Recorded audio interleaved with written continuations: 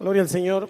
Hemos venido hablando durante estas semanas acerca del tema muy importante y fundamental para nuestras vidas aquí en la tierra, la vida de la tierra, pero también nuestra vida allá en el cielo, la vida eterna, porque la palabra del Señor nos enseña que usted y yo fuimos creados con un propósito, y ese propósito va más allá de nuestras necesidades naturales, terrenales, va más allá de una situación física, material, etcétera.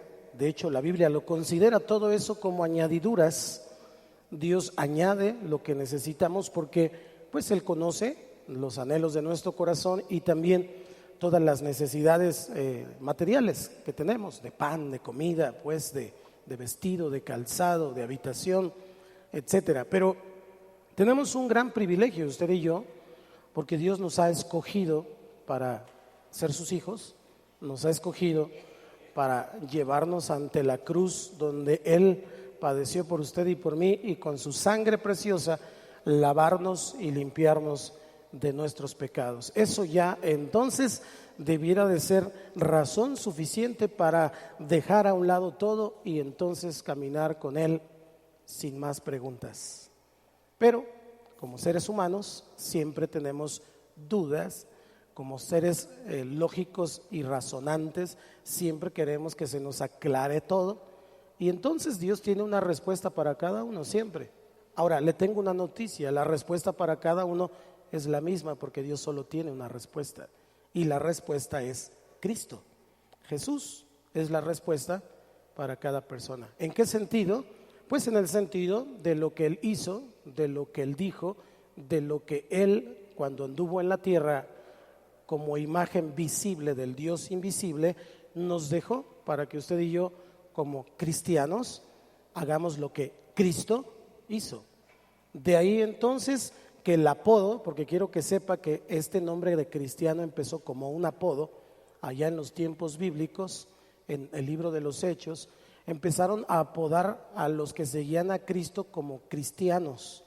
Y hoy, bueno, pues es entendiblemente el movimiento filosófico más grande que existe en la tierra. Sin embargo, el mismo cristianismo se ha convertido a través de la historia de la humanidad en una religión. Y Dios no vino a establecer una religión. Todas las religiones causan el mismo efecto: nos rascan la comezón, como cuando uno tiene un grano y entonces se rasca y siente por un ratito sabroso, ¿verdad? ¿Cuánto les ha picado un mosco y se rasca y siente sabroso? Pero luego, ¿qué pasa? Le sigue dando comezón, y después, si se rasca mucho, le arde y se le puede quedar hasta una marca ahí. ¿Es cierto? Algún día un filósofo de nuestros tiempos, del siglo pasado, que creó una cultura muy alejada de Dios, por cierto, Carlos Marx, dijo que las religiones son el opio de todos los pueblos, y tiene razón. La religión nos hace cuadrados, acartonados y con actitudes que nada tienen que ver con lo que Jesús dijo e hizo. Jesús, de hecho, vino a confrontar, vino a cambiar el método, vino a cambiar la manera de cómo los religiosos de su tiempo, los fariseos, los saduceos, habían tomado lo que Dios le dio a Moisés en el Antiguo Testamento para que tuvieran una relación. Cada mandamiento de Dios tiene que ver con comportamiento, tiene que ver con actitudes externas, pero principalmente internas. Eso entonces es lo que es cristianismo. Todo lo demás que no se parezca a lo que le estoy diciendo, entonces es una mera religión. Y entonces pudiera darse el caso que algunos de nosotros o muchas personas en cualquier expresión de cristianismo, cualquiera que sea, tenga una bonita religión, y esa bonita religión pues la cumple al pie de la letra, va a la iglesia para que no le caiga un rayo en la semana, va para que se encuentre con Dios y le diga: Dios, mira mis penas y mis cargas, y entonces sale de la iglesia y sigue siendo la misma persona, etcétera. Entonces eso es rascarse la comezón. Por ahí del miércoles, del jueves, le vuelve a dar comezón, y por ahí de la siguiente semana, si es que no sigue en una comunión, en una relación, tendrá una vida triste, apagada, como todos los demás, como los del mundo. Y eso no es lo que Dios quiere.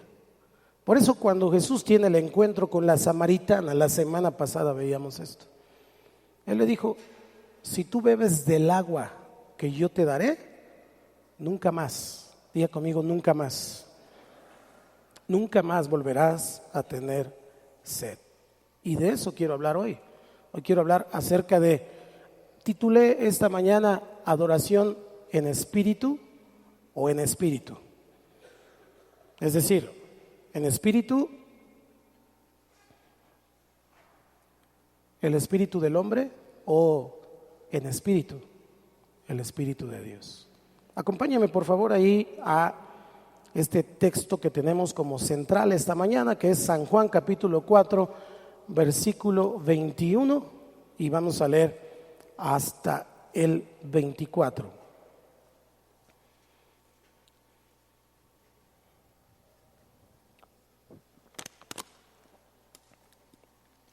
Jesús le dijo: mujer, créeme que la hora viene cuando ni en este monte ni en Jerusalén adoraréis al Padre.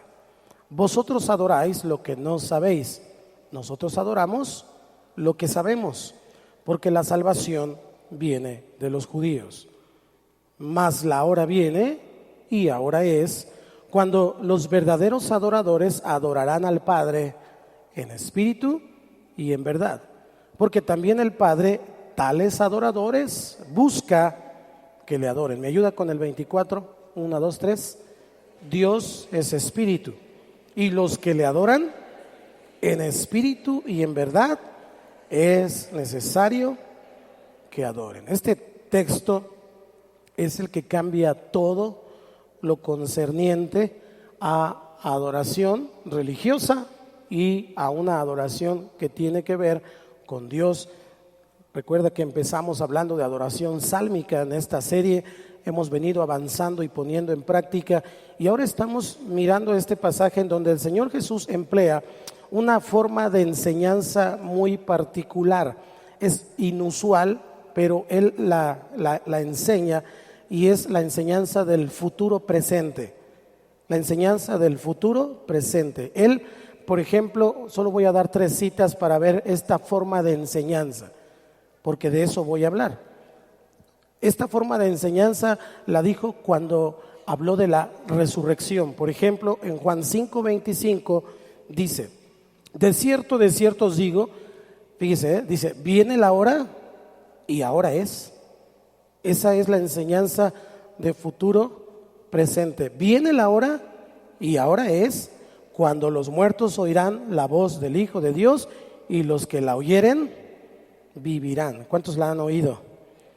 Él también usó esta forma de enseñar con la dispersión de los discípulos a causa de las persecuciones, cuando iban a perseguirlos por causa de Cristo. Ahí en Juan 16:32, Él les advirtió de esta manera y les dijo: he aquí, la hora viene y ha venido ya.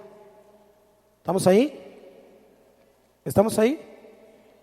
Dice: he aquí, la hora viene y ha venido ya, en que seréis esparcidos cada uno por su lado, y me dejaréis solo, mas no estoy solo, porque el Padre está conmigo. Ok, es una manera de enseñar que decía: ya viene el asunto, pero ya está. Ya viene el asunto, pero ya está. Va a pasar esto, pero ya empezó. Por último, solo para entender este método, cuando él habla del futuro reino de Dios, recuerde que el reino de Dios tiene una connotación futura y una connotación presente, y él habla de eso en Lucas 11:20.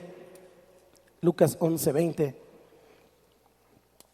Dice la Escritura: mas si por el dedo de Dios echo yo fuera los demonios, ciertamente el reino de Dios ha llegado a vosotros.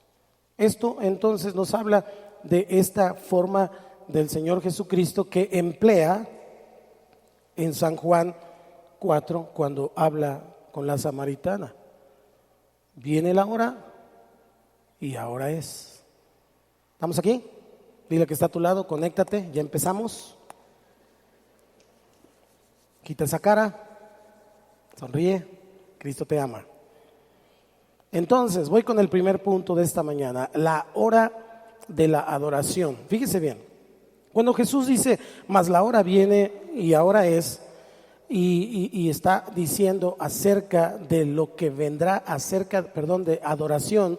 Entonces, si nosotros interpretamos la expresión de Jesús cuando dice que debemos de adorar en espíritu y en verdad, porque a veces entendemos esa expresión, y muchos la han predicado así tal vez, como una adoración que surge del corazón, como algo sentimental. Adorar en el espíritu, dicen entonces, es una adoración sincera o una adoración con un motivo correcto. Aunque eso es necesario, tendremos entonces que pensar en esto. Si eso es lo que está diciendo Jesús, a mí ese significado me queda confuso. ¿Por qué? Porque yo veo que en todas las religiones hay gente sincera en lo que cree. En todas las religiones hay gente que sinceramente está haciendo lo que hace, aunque no sepa que está equivocado. Pero hay una sinceridad. Hoy vamos a pasar a un nuevo nivel de adoración. ¿Cuántos dicen amén? No significa entonces el asunto de que lo voy a adorar con todo mi corazón en el sentido del sentimiento o de la actitud. Hay una razón para esto. Recuerde que Jesús en su palabra nos viene siempre mostrando algo que Él es su característica principal delante del Padre, y es obediencia. Esa obediencia de Cristo es la señal de cómo usted y yo tenemos que entender el significado de en espíritu y en verdad. La mujer samaritana es un buen ejemplo de lo que le estoy diciendo al respecto de la sinceridad. Recuerda que la semana pasada hablamos que los samaritanos adoraban en el monte Gerizim. Ahí habían levantado un templo y ellos, como que eran medios judíos y medios paganos, pero sinceramente adoraban a Dios. Hoy tenemos esa misma forma de expresión. Usted ve que la gente se agarra unos cuantos días para darle vuelo a la hilacha para luego prepararse para la santidad de la Semana Santa. ¿No es eso pagano religioso? Ahora, lo hacen sinceramente, porque yo veo que sinceramente algunos van en Iztapalapa y se crucifican, y sinceramente algunos van de rodillas a tal lado, y sinceramente algunos tocan las puertas con su paraguas, y sinceramente algunos usan corbata con un portafolio, y sinceramente hacen todo sinceramente. Pero Jesús no quiso decir, cuando dice en espíritu y en verdad, que lo hagamos con una adoración sincera, con algo que surge del corazón o con un motivo correcto, porque entonces todas las personas quedarían dentro de la adoración en espíritu y en verdad. Sin embargo, si escribimos espíritu con mayúscula, entonces de inmediato queda evidenciado que Jesús se refería a la adoración motivada por el Espíritu Santo, no motivada por nuestras emociones. Pero en ese tiempo, cuando Jesús hablaba con la samaritana, la humanidad todavía no había experimentado ese tipo de adoración. Por eso dijo, la hora viene y la hora es. Diga conmigo, la hora viene y ahora es. Fíjese bien, en Juan 7, versículo 39, en ese pasaje Jesús está hablando con sus discípulos y Él les aclara en el versículo 39. Esto dijo del Espíritu que habían de recibir